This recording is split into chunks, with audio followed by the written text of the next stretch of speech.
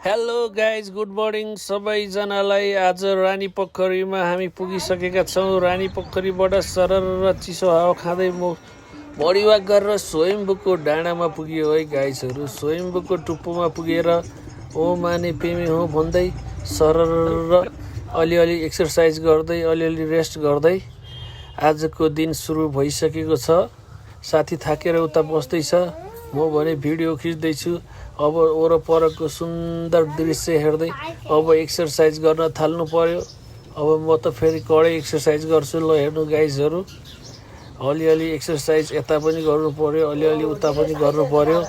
सरर एक्सर्साइज गरेर पेट घटाउन लाग्दैछु। अलिअलि पेट घटिसक्यो, धेरै घट्न बाँकी छ।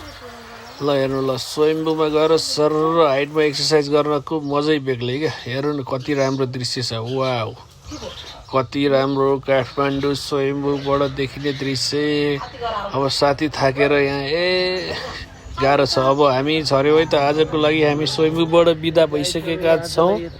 अब हामी अर्को ठाउँमा आएर अलिअलि वर्कआउट गर्दैछौँ। यहाँ साथी यता थाकेर पनि अल्छी गर्दैछ, म पनि यता अलिअलि एक्सर्साइज गर्दैछु। अब हामीहरू जाने बेला नि हुन लाग्यो होइन। अब गयौँ हामी। ल गाइज, बाई बाई।